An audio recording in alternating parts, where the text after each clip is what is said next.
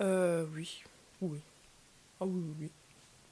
Je pense que oui. Tu peux manger des donuts? Tu peux les manger. Non, non, vraiment, si tu veux. Non, c'est pas fourré au chocolat, si? Non, c'est pas pour Ouais, ah bah non. It's not worth my time, you know. tu veux tout là-bas. Non, moi je mange que quand c'est plus plus. Des donuts secs comme ça là. Moins cher, moins cher. Ah, je quitte pas. Bon, faut plus faire de bruit. Je commence ma vidéo.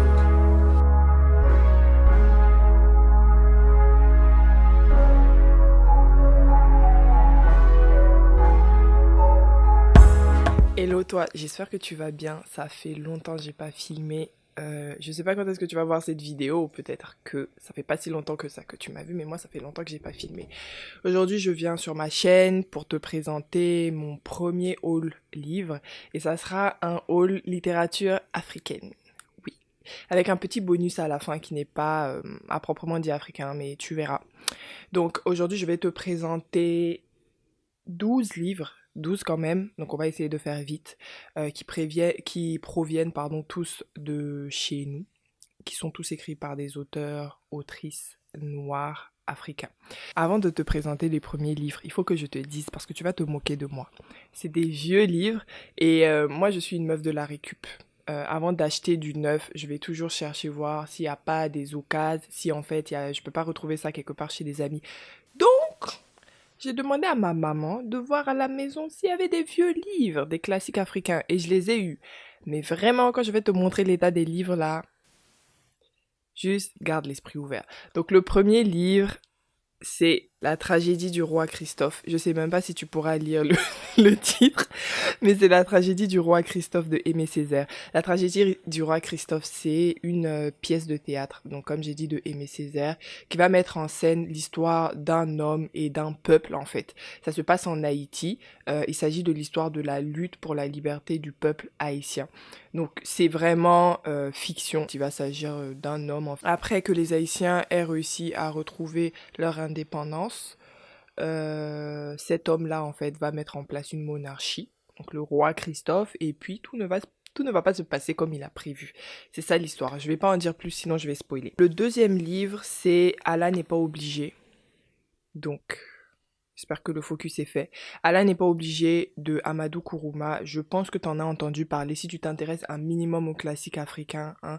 Allah n'est pas obligé est l'histoire d'un enfant soldat qui va de base grandir en Côte d'Ivoire, il me semble, perdre sa mère et puis prendre la route pour le Libéria et il va se faire enrôler, devenir enfant soldat. Donc je pense, même si je ne l'ai pas encore lu, je pense que c'est un livre avec beaucoup de trigger warning, étant donné qu'en tant qu'enfant soldat, on va voir le protagoniste faire certaines choses, participer à certaines choses ou subir certaines choses. Mais voilà, c'est un classique africain. Moi, je ne l'ai pas lu parce que j'ai pas fait un collège burkinabé. J'ai fait un collège lycée français, donc j'ai bossé les classiques français, malheureusement. Mais bon. Le troisième livre, c'est également Amadou Kourouma. Focus. Donc ça s'appelle En attendant le vote des bêtes sauvages.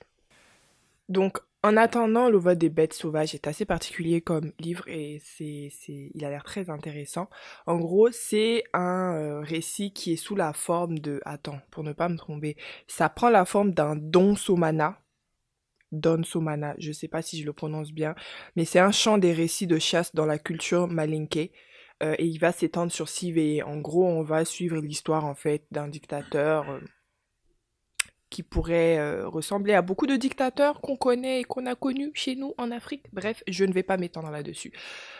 Prochain livre, Une vie de boy. Une vie de boy de Ferdinand Oyono. Donc, ce livre-là est également un classique, je pense que tu en as peut-être entendu parler, comme le titre l'indique, hein. Il va suivre la vie d'un boy. Si tu es africain, tu sais ce que ça veut dire un boy, mais un boy en fait c'est un jeune homme ou une jeune femme, une jeune fille souvent même, qui va se retrouver dans une famille et travailler pour eux à faire tout type de tâches, hein. Tout type de tâches et il y a beaucoup de dérives, voilà. Ça s'apparente beaucoup au travail d'enfant dans énormément de cas. Donc en fait, on va suivre tout simplement un jeune garçon au niveau de la période coloniale ou post-coloniale. Je ne suis pas sûre vu que je ne l'ai pas encore lu. qui va se retrouver dans une famille blanche en tant que boy. Pour finir avec les petits livres, j'en ai 3 à te présenter du même auteur. Et l'auteur, c'est Alain Mabankou. Donc Alain Mabankou, je n'ai encore jamais lu ses livres, mais j'ai énormément entendu parler de lui.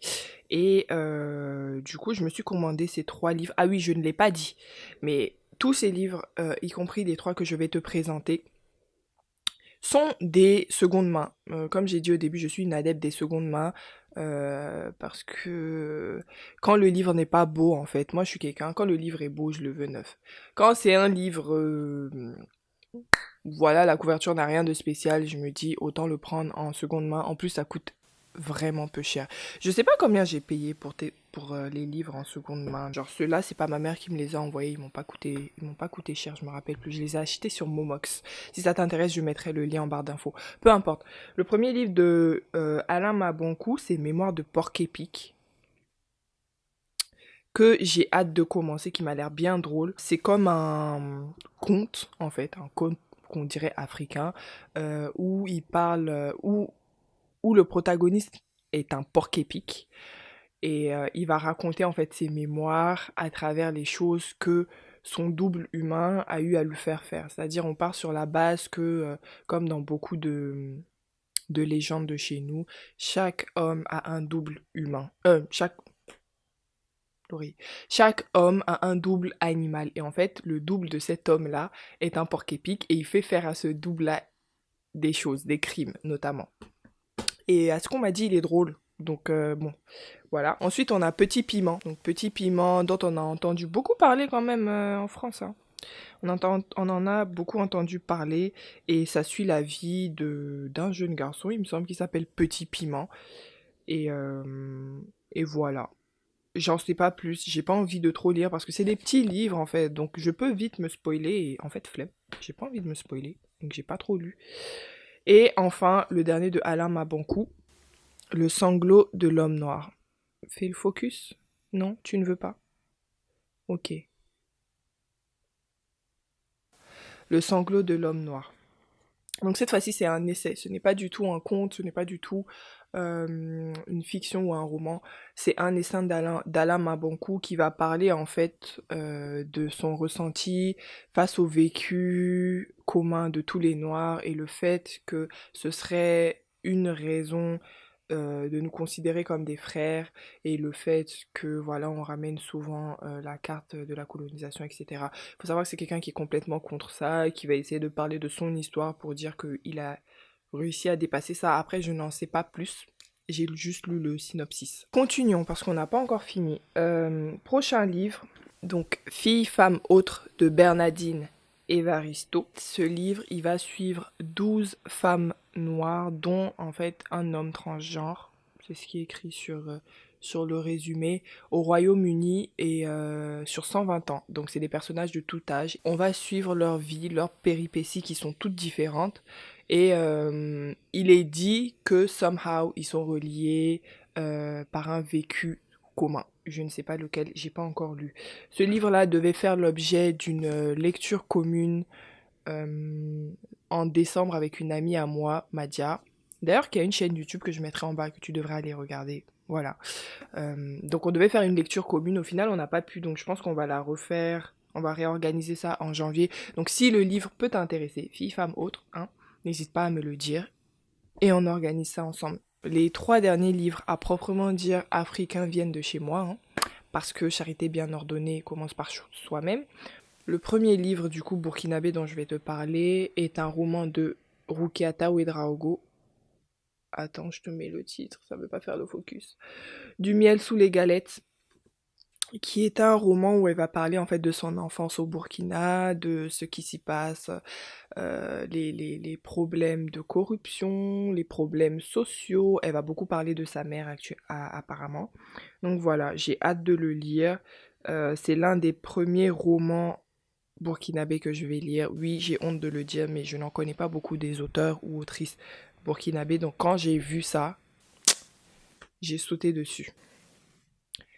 Donc les 2 derniers livres sont des livres à caractère, on va dire, politique, géopolitique. Le premier, c'est comprendre les attaques armées au Burkina Faso. Donc vous n'êtes pas sans savoir qu'au Burkina actuellement, comme on dit chez moi, ça chauffe, notamment à cause du terrorisme. Donc en fait, il s'agit d'un livre de Atiana Serge Oulon, qui est un directeur de publication, il me semble. Ouais, c'est ça. Directeur de publication de l'événement, en fait, qui est un journal burkinabé, tout simplement. Donc, dans ce livre-là, il va faire son analyse, en fait, de l'origine des attaques au Burkina Faso. Donc, le dernier livre, j'espère que ça va réussir à faire le focus. Franchement, ce bail de youtubeuse, c'est vraiment pas mon truc, hein, flemme. Voilà. Ça s'appelle Esclaves et esclavage dans les anciens pays du Burkina Faso de Maurice Bazemo. Franchement, je sais pas du tout à quoi m'attendre. Je l'ai vu, ça m'a intrigué et j'ai eu envie de le prendre. Il faut savoir que le Burkina Faso, donc mon pays, euh, est un pays qui n'a pas énormément d'histoires renseignées et connues.